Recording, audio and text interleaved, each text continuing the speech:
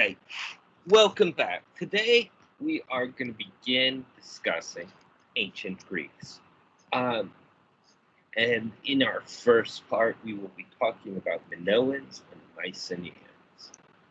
Now, first, I need to give the setting. Greece, as you may know, is in modern times, the country in the extreme southeast of Europe. It is the most southerly country in Europe, uh, further south than any other. And it is a peninsula that is very, very mountainous, with the sea coming in at many places. The land is divided between mountain ranges, various bays and inlets, so that there are very few large open areas in the country. The other part of Greece is the very large number of islands that spread from the peninsula into the Aegean Sea to the east and the Ionian Sea to the west. The islands also are generally very mountainous. To a certain extent, they're basically the tops of mountain ranges that are underneath the sea. As a result, Greece has the longest coastline of any country in Europe today, even though it is far from being the largest country. Now, ancient Greece included basically all of modern Greece, but also the western coast of what's now Turkey.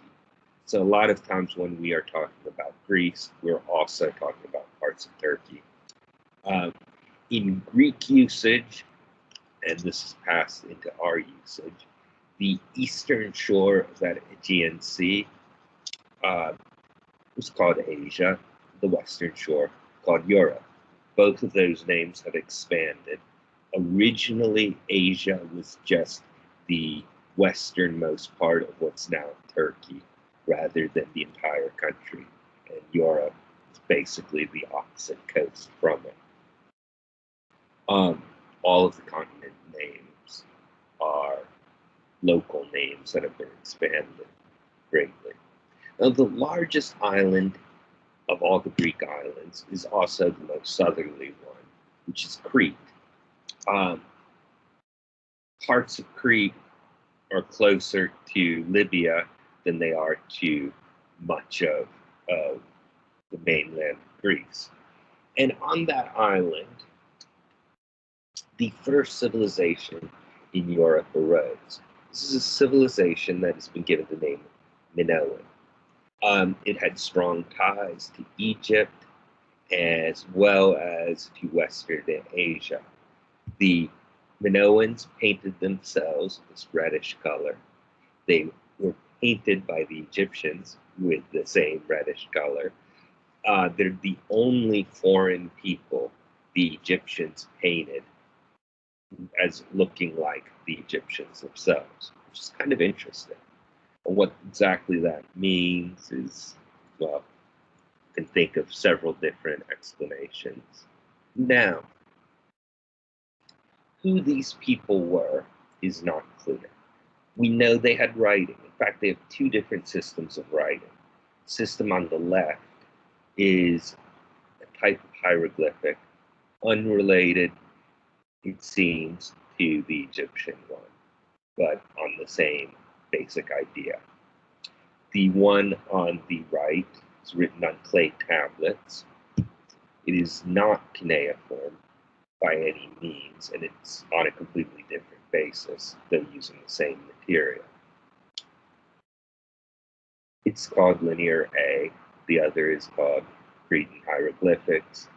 Neither of them have been deciphered. We do know quite confidently that the language is not Greek. We have a couple of phrases from Egyptian documents that seem to be in this language, but they don't really help towards translation. They do prove that it's not Greek. The Egyptians called them Keftiu. In the earliest parts of the Bible, the island is referred to as Kaftor, which seems to be the same root, and that's probably close to what they called themselves. And we have a couple of words that have reached modern English by long circuitous paths from them, including coriander, cilantro, and labyrinth. Now, the name they're given is from the legendary king Minos, who I'll come to in a moment. Their culture develops and they have an advanced civilization equal to what's happening in Egypt and Mesopotamia by 3000 BC. They have towns built with houses like the one that you see a model of, cities, farms, and very large palaces. The large palace complexes seem to have been the places where their rulers lived. They seem to have been the seat of government and probably also of religious ritual. Those are really big buildings. But if you look at the reconstruction here, you can see that we're talking about a building that's probably 4 or 5 floors. Really only the lower levels survive in any kind of condition that can be seen. Now, in later traditions, Knossos, the largest of these complexes, will be known as the seat of King Minos. Here's Knossos as it looks today. Just pretty good condition after several thousand years. King Minos, in later Greek legend, has a wife, Pasiphae, and he had a very beautiful bull that Pasiphae falls in love with. She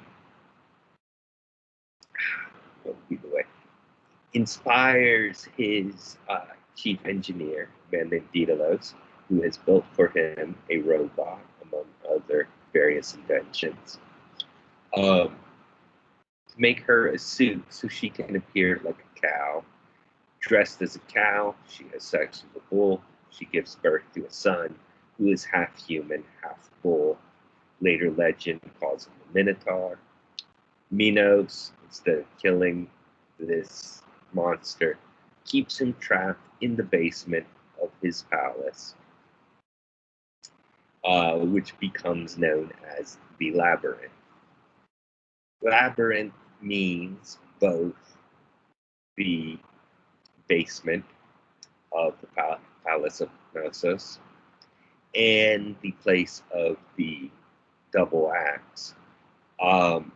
It is possible that this place was called the Labyrinth in the way we might refer to a place as Buckingham Palace or the White House or something like that.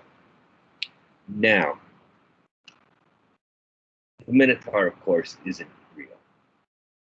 But the odd thing is, this palace is full of images of bulls, heads of bulls, like this very nice one made of gold and silver, large murals of bulls. And in some of the pictures of bulls, the people are doing something really unusual. If you look at them, it looks like it's either 3 people or 1 person in 3 different positions, but it looks like they're doing backflips over the bull. And this is something that occurs repeatedly in these images. A lot of people have suspected that bull leaping is some kind of either athletic event that they do or some sort of religious ritual. What exactly is really unclear. But the association between this place and bulls is real and seems to be reflected in much later Greek legend. We have images of women dressed in extremely elaborate clothing. Some of them are carrying snakes. Again, are these gods? Are these goddesses? Or are these priestesses? Or are these just ordinary women? And we really don't know. because, of course, we cannot read what the Minoans themselves wrote. But we do know a good bit about their life. We know that women had a strong role in society. We have a pretty good sense of how women dressed. The artwork in the palaces and the homes of this culture shows something really interesting. They have hardly any scenes showing weapons or violence. If they're humans, they are engaged in peaceful activities, or they're scenes of nature, lots of pictures of animals, sea creatures like dolphins. And in fact, in the Minoan culture, there's really no evidence of any kind of military. There's no fortified places, no weapons. Like, whoever these people were, compared to all the other cultures that were around at their time, they lived in a world fairly free of war. This has led to the supposition that they may have had a strong navy, which successfully defended the island, and the island was under a single ruler. But whether or not that's true, they're unusually peaceful. Now, if you go about 150, 200 miles straight north from Crete, you go over a section of the Aegean Sea that does not have any islands, and you arrive at the island of Santorini, called Thera in ancient times. On this island was a city of the same culture as that on Crete, and it seemed to be closely tied in. This island, 4,000 years ago, had at its center a large mountain. It doesn't anymore, because the entire island was a volcano. You can see what it looks like today from space, and you might be able to guess what happened to it.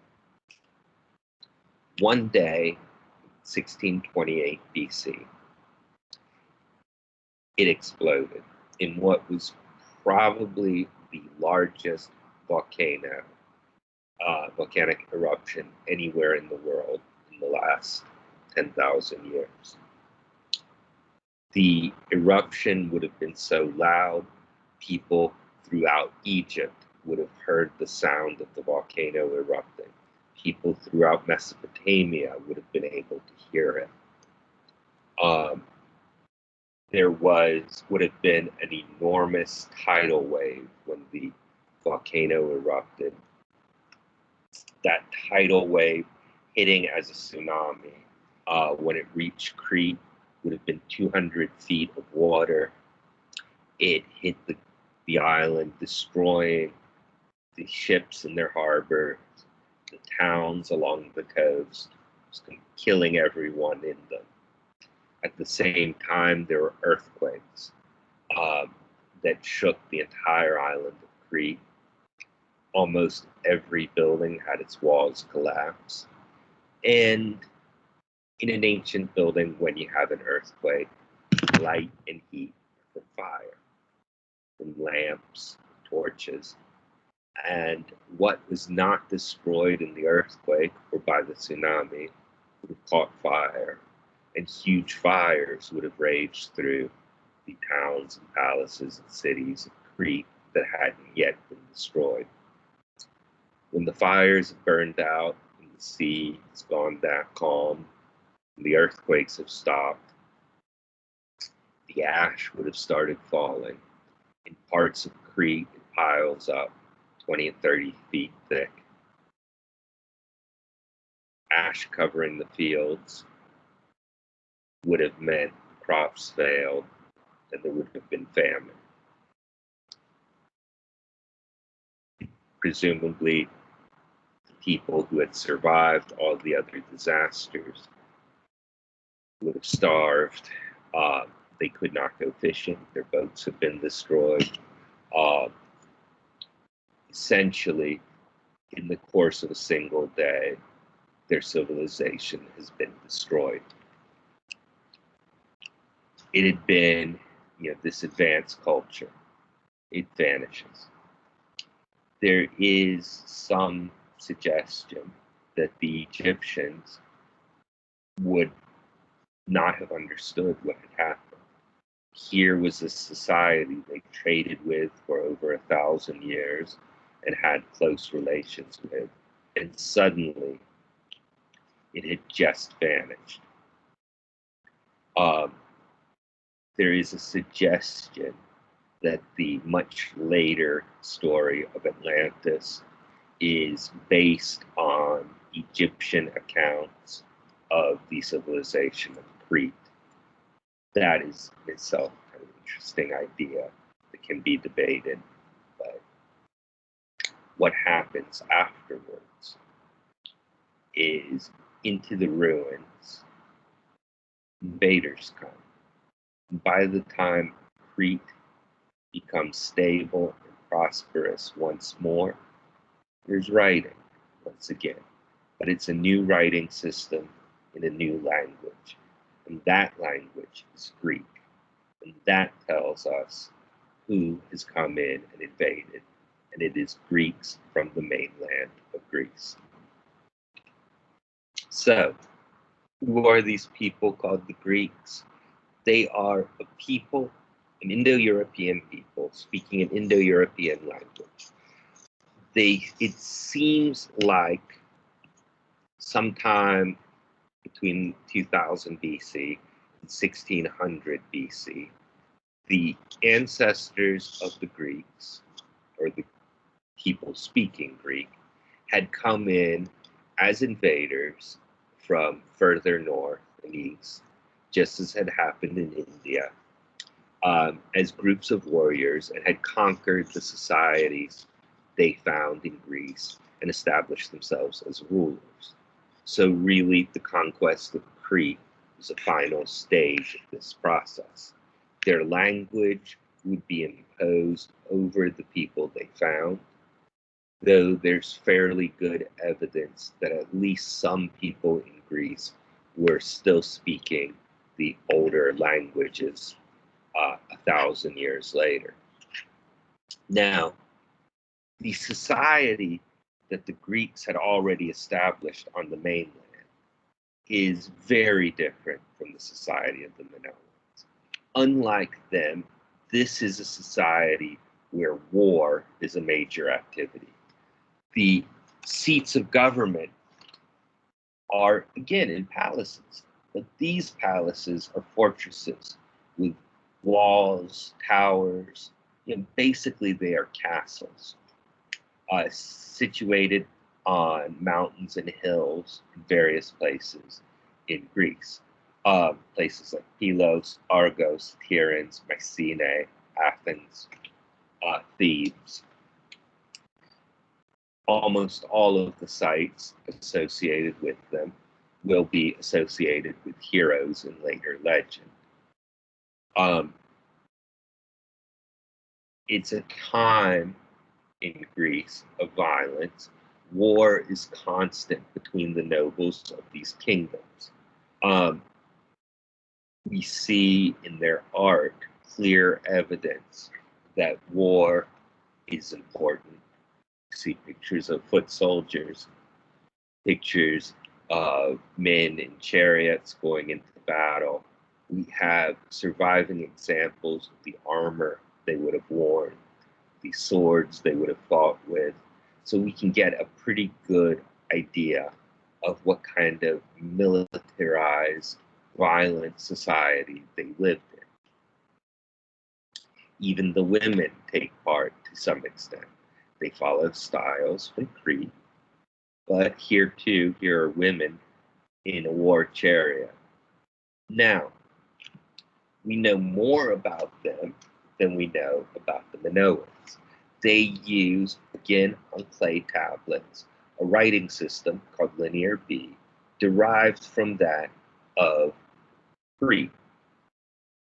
Unlike the Cretan Linear A, Linear B is Greek. It's a very primitive form of Greek. And when linguists first discovered this, there was a really lot of excitement about what they would find. Curiously, the person who cracked Linear B and discovered it was Greek was a guy named Michael Ventris, who had been part of the project to read secret codes for the British military during the Second World War. He was just really good at doing puzzles. He approached it as a puzzle, worked through as a puzzle, and solved it. So there was a lot of excitement about what these tablets would contain. Unfortunately, so far, all that has been found are accounting. These are basically receipts, but they're written in Greek. So they don't tell us too much about the history or beliefs. They do tell us a good deal about the economy. Now, the age of the Mycenaeans, named after the great palace of Mycenae, which was the first one of these sites to be explored, is, in Greek legend, the time of heroes. This is the time when later Greeks will say Heracles, also Hercules, Theseus, Perseus, Jason, all the other heroes of Greek myth and legend were supposed to have lived. And there's some very interesting stuff going on. If you look in the Greek legends and they say this is an important site, for instance, this city of Mycenae. Mycenae is a very important place in Greek legend. It's the home of Agamemnon, the home of Perseus, at an earlier point. It is a great center. And based on the legends, you'd think this is a major site. But when the legends are written down, Mycenae is just a tiny village. The same Tiryns, which is another, who's not an important site later on, is supposed to have been the home of Heracles. Pylos for King Nestor. Athens, of course, would be important later on, is where Theseus is from. Thebes is important for Oedipus. All of these characters are coming from real places, and the places that the legends say were important at this time are exactly the places that archaeology has shown to be important. This gold face is called the death mask of Agamemnon when it was found.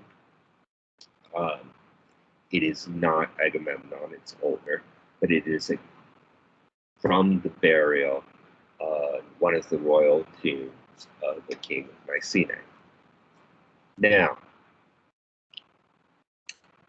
in reality, in archaeology has found a city northeast of Greece, in the northwestern corner of what's now Turkey, called Troy.